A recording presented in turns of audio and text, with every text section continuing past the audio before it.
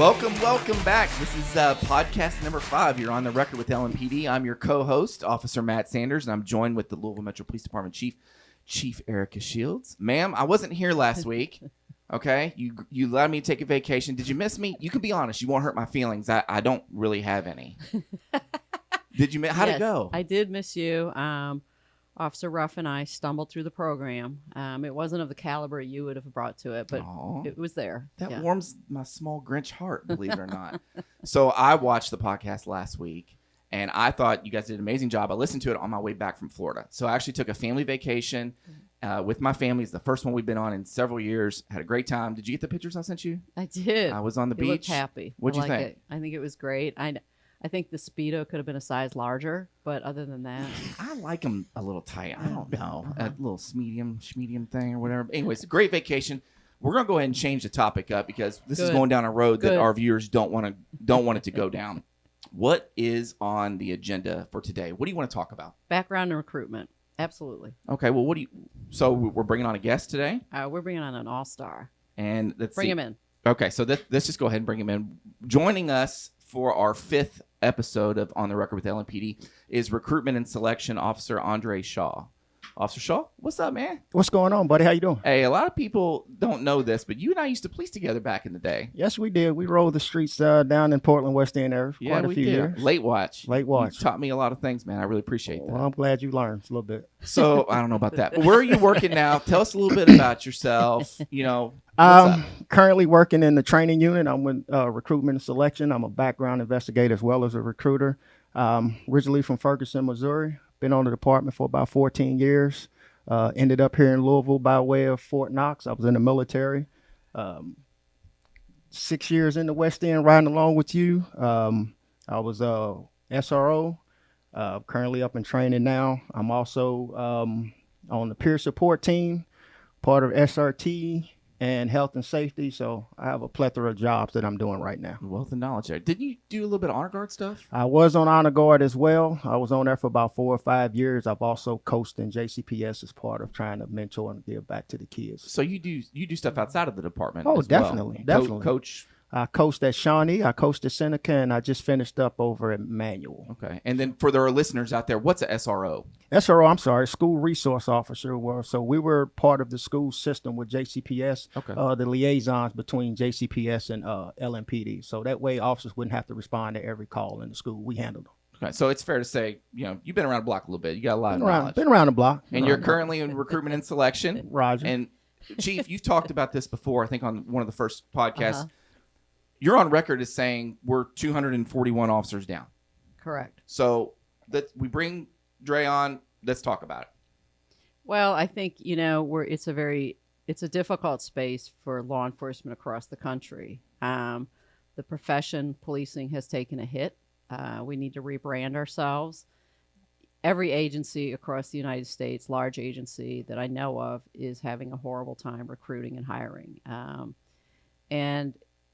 It's the wounds are largely self-inflicted, and I think we have to take ownership of it. That being said, the profession is so rewarding. You can do, especially with a large agency, you can have so many jobs in the course of a career, as Andre's just outlined, and it's a fascinating and compelling career. But somehow we have to figure out a way to market that so that people want to come and be cops. And that's what he does for your job. So yes. Tell us a little bit about the application process. We're lucky enough to get somebody to go onto our website, apply to be the police. Right. Boom. What happens? When do you get involved? What's that process look like? Well, we usually have a hiring process 3 times a year, spring, summer, and fall. Okay. You can go to our website, www.louisville-police.org, and apply under the Become an Officer when we post it. Okay. So once you apply through civil service. After that, you'll be notified for the written exam. So they'll do everything through email. Once you take the written exam, you'll be scheduled to take an oral interview. Okay. At that point, if you complete the oral interview, you'll go to the PAT, which is the physical agility testing. Okay. You pass the physical agility test, and you'll go to the background phase. That's when we really step in and we dig deep into your background. So it's civil service for a little bit. to kind of make sure that you qualify, and then it finally gets to the point where their application's on your desk. Correct. And what happens when you get it? Once we get the file, then that's when we start digging. We do an investigative phase on you, employer history, social media. You look at people's credit. social media? Oh, definitely. We have to make sure that you're posting appropriate material on there. You know? So because that's a reflection of LMPD if something happens and it's not appropriate. And we talk to family members, neighbors, so on and so forth. So we do a thorough vetting of every applicant that makes it to the background phase. Does it even help to know somebody's like credit score?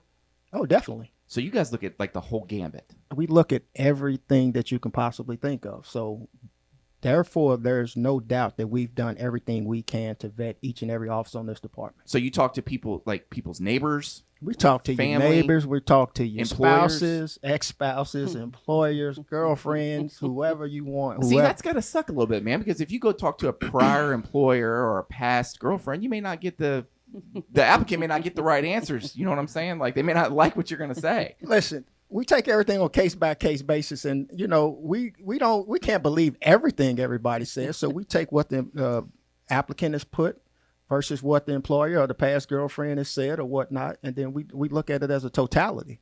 Andre, when you over the last couple of years, what are you finding? Like when you go out and you're trying to recruit, is there a lack of interest? I mean, I understand this last year in particular, but what do you encounter that makes it so difficult for us to hire? I think you just alluded to it. The culture nationally with law enforcement has made it hard for us to recruit, as it has everyone. But at times, I mean, we're finding that people just don't want to do the job. You know, I've had a person, administering the PAT, the PT test. I stopped the guy, so I'm out actively recruiting while I'm trying to get other ones in, and asked him if he was interested in applying with LMPD. And I mean, honestly, the guy told me no, he'd rather work at Swift where he was. So you'd rather where? Work at Swift at the slaughterhouse here. Oh, for God's sake. Yes. So I don't know if I could do that. Yeah. So you would think that we'd have more, you know. Well, so when I applied, I was told that there was an applicant pool of over 2,000, and the city hired 48 officers from my Metro Academy class. I was in Max 17. That was in 2010. Do we have a class going on right now? We currently have 2 classes in. Okay, so we hired 48, right? We have 48 recruits that are getting pumped out to help plus us up, right? I wish I could say that, but currently in the 2 classes that we have in, which is Metro Academy class 48 and 49. I feel old when you say that. We have 15 in one and 16 in the other. 15 out of a class of 48? Correct. That is. Do you find at all part of it being, because I think I kind of felt this was trending this way a bit even before the last year, that younger folks just kind of maybe they don't want to be tied down to a specific job or a specific locale. And I mean, plus the economy has been really good, so there's a lot of opportunity. I guess what I'm trying to get at is, do you find that the fact that we're so highly structured is unappealing to many of the folks that you're running across? I would say that for many of the younger ones, I would agree with that. As you said, a lot of people, they like to move around. This is a career where, you know, you're looking at 20 to 25 years pretty much in the same place. You have various jobs that you can do, but you're pretty much going to stay here. A lot of the people, they like to move around, you know, unfortunately, as they want to say, the millennials, is 5 years here, then they're moving on to something else.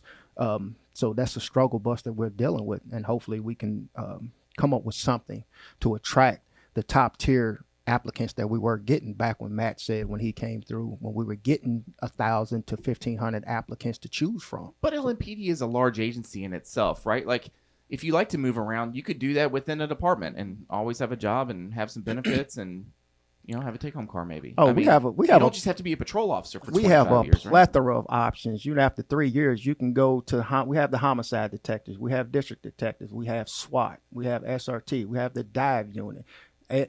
We just talked about it, honor guard, school resource officers were here, but hopefully we can get those back.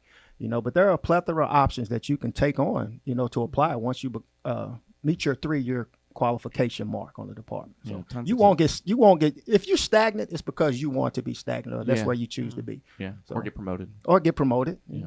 Be chief of police one day. That when they tell everybody. Everybody says that. Very few actually become the chief of police.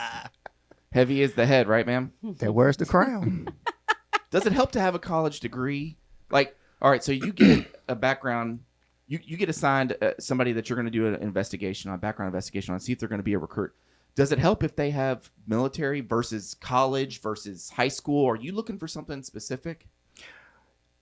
It would help. I mean, because it shows, especially, let's take the military. It shows that you've been through a structured base and that you've completed Honorably, of course, you've completed that structured base. And in college, you know, if you have a college degree, it shows that you've been able to buckle down for 3-4 years, however long it took you to graduate, that you've been able to buckle down and meet your educational goals. So it's definitely a plus. You know, just because I would say we've not downgraded our requirements at all. We just removed the college requirements. Everything else has remained the same. That's a common, I'm sorry, Chief, that's a common misconception that we had a couple years Yeah. ago when we changed our standards to broaden our applicant pool was LMPD is lowering their standards to get more people, and we're not getting qualified people.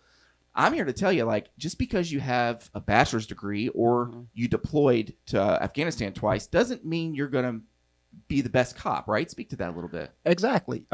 It's one thing I've learned. I was in the military.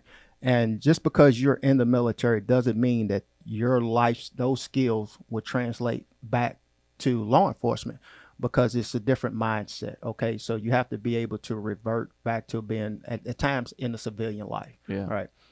That does not mean that we've lowered the standards or that you can't do the job or that's going to make you the best qualified applicant. We've had people in this department with high school diplomas that have gone on to excel and become sergeants and lieutenants and so on. Sure. So, Andre, we have we need more black officers on the department. That is Yes. well documented. How do we get individuals, minority applicants, just even from the metro area? What do we need to do to reach into the community, particularly the black community, and get more applicants so that our department is more representative of the people we serve? we have to present a better image of LMPD to where they can look at us and say, okay, this is a department who's out here trying to do things the right way. So let me go become a part of that since I'm having concerns about my community. That's first and foremost. Second thing I would say is we've come up with a plan that we're going to go address the churches within the black community. We're also going to address the historically black colleges within this community, but also we need to go outside of the community and outside of this state to reach these qualified applicants. I don't know if you know this, Chief, but a large portion of your black officers are transplants, like myself, aren't even from here. We're not homegrown Louisville people. We just made Louisville our home, and we've become so focused on helping this community that we've stayed. Those are some of the goals that we're striving for to help and recruit more minority officers, especially the black officers, for so LMPD. the connection to the community in some ways was never really there if we weren't recruiting from the community as heavily as we should have been anyhow. I think we weren't recruiting as heavily as we should have, but we weren't targeting as well as we should have. I got you. We currently have 1,062 total sworn members as of June 2021. That this information the producer provided us. We have only 140 black officers, male and female. That makes up 13.18% of our entire department. Officer Shaw, I think your police department should be a kind of a melting pot of the area that they police. So, and I think the chief agrees, and she's on record as saying this. How many officers should we have? As far as minorities? As far as minorities, I think the minority officer should dictate what the city is. The city of Louisville is 24% African American or black. Okay. Then the department should equal that. And at this point, as you said, we're almost 11% shy of that. So the department should equal the number of the city.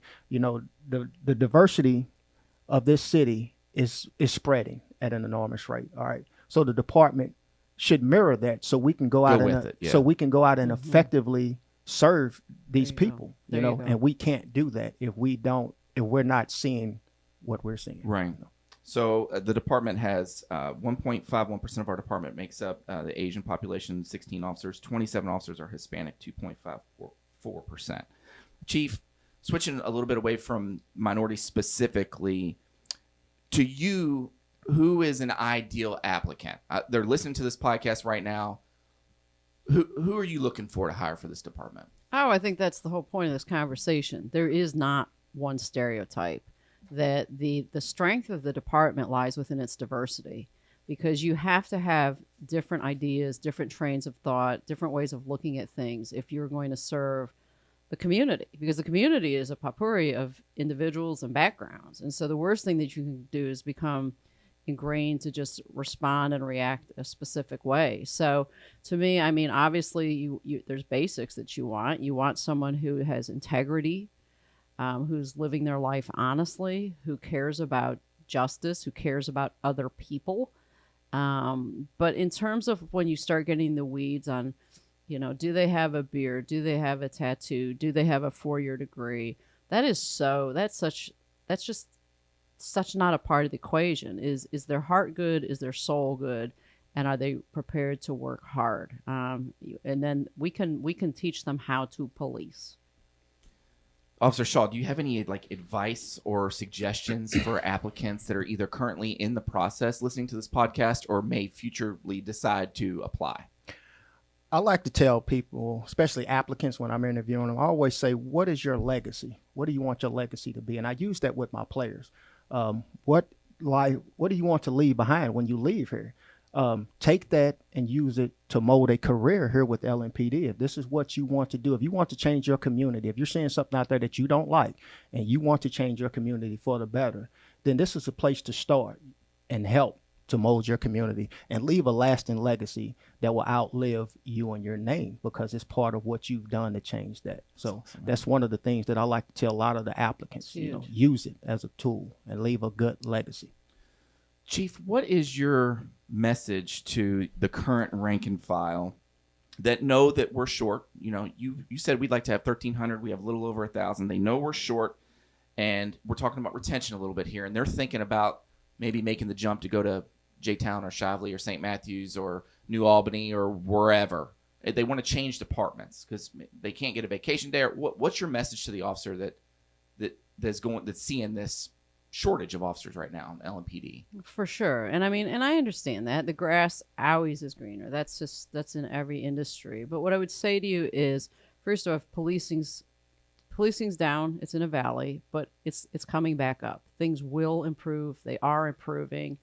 And when you are at an agency the size of LMPD, the beauty of it is you can do 25 years and have 5 or 6 different jobs. You can do so many different things, learn so many things, develop so many skills, and along the way have a really, really enjoyable and sometimes thrilling time. And so I think policing, especially in a large agency where there's a lot of mobility, affords you so much in the way of opportunity. The other thing I would say is to the officers is you know what? I am fighting for your pay. I recognize that the demands that are on you are significantly more than the demands on officers in other parts, in other jurisdictions. And that's not a slight on anyone or any place. It's just to say that's the reality of policing in a city. Some agencies may be slower than us. You said it. Well, I'm saying in crime, they're not as busy. Well, it's not even that. I think it's that, you know, what ends up happening is it's just a different type of policing, and that's fine if you want that, but you also typically with it do not get the opportunity or the level of exposure or become as proficient and skilled in certain areas. So because you're not encountering the repetition of it all. Sure. And then the other things to that is, yes, so the pay does need to be commensurate with the demands of the job. And that is something that I am fighting for, and I will continue to fight for. And I believe as a chief of police, it is your responsibility to ensure that your employees are being properly compensated. And I want to put the best product forward. Well, we've got to invest in the product. Hey, I like that. Anytime somebody's talking about a raise, that's something I can I can get behind. So Sounds good to me. So thank you for fighting for that. Chief, what about your message to the community? So you talked to the officers for a second. What's your message to the community about LMPD's current efforts to recruit good applicants? Are we doing enough? Or do we need to do more? What's your message to the community? Oh, so listen, we can always do more. But I think, when you're listening to an Officer Shaw, hopefully you're hearing what I'm hearing and that is this guy's committed. He's going above and beyond. He's going on his personal time, and he's being very focused and deliberate on who he's hiring. It's not just, hey, we need a warm body. That is never the solution. And this department here has a real commitment to keeping LMPD, Louisville, Jefferson County safe. I realized that from the day I have come here. And the department is in no way backed off on their commitment to keeping the community safe. And what we're working on behind the scenes is, okay, what do we need to do to get in the best applicants so we can provide you further services in the community? And I think, Shaw's on it. I mean, this is what we're doing. We know the roadmap to fix this, and we're going down it, and we are going to fix this. Officer Shaw, can you think of anything else you want to add before we wrap up? No, I agree with the chief. I don't think we should sacrifice quality. You would agree with the chief. She's talking about giving you a raise. Of course. Keep it 100 Come on, here. man. I'm keeping it 100. Okay, we don't want to sacrifice quality for quantity. So, we're short, but we want to put the best officers, the best candidates out there on the streets so we won't keep having the problems that we're having with law enforcement and the community. So you may not be comfortable with a recruit class of 15 when we have 48. No, but if we're allocated 48, I would love to get 48 good people in. But at the sense of putting out 48 that aren't ready and only about 15 are going to stay, then I want the best qualified applicant out there on the street who's going to help serve the city and who's going to help the ones that are already out there doing the job. We'll put a link in the description. Are we hiring right now? Are you looking at applications right now? If we'd have did this a couple of days ago, this would have been great. It just closed June 27th. When's it going to open up again? The fall, maybe? It'll open up again. We're looking at probably September. And that's the one to talk to. She can say it when we want to open it up. I think we should open it now. I don't know why it would close. Hey. Why would it ever close? If you're short that many people, why would it close? You just heard it here on the record. The chief said open that sucker back up. You ready to get back to work? We'll contact civil service and we'll open it back up. I love it. Ma'am, how'd it go? What do you think? Oh, you know what? This guy's an all-star. I knew that from the first time I met him, and I mean this sincerely. You have those folks in an agency who just they lead. The way they live is such that they lead, and Andre is that, and I'm grateful for the work you're doing and the leadership you're affording this department. I mean you. I that appreciate sincerely. And how about if you take Matt's job because you seem a little more mature? I'm just saying. This doesn't need maturity. This just needs somebody to keep the conversation going. I think he's good for that. He's well built for this spot. I'll stay where I'm at for the time being. Yeah, you want him where he is. Believe me. It's true. Everybody who comes on this damn show is trying to take my job. This is ridiculous. All right, so listen, this was a great episode. Thank you, Officer Shaw, for coming on. I missed riding the beat with you. Back in Portland and Russell back in 2011 in the good old days. Come back for our next episode. We're going to line up some crime scene technicians. We're going to bring some more members of our training academy staff here. We're talking about bringing some divers, some airplane or our Air 20 pilots in. So we got a litany of guests to come on the show. We got a lot to talk about. Make sure you hit that subscribe button on our YouTube channel, on Louisville Metro Police YouTube channel, so you get notified when a podcast gets pushed out. And that's all I got. And that's another episode of LMPD on the record.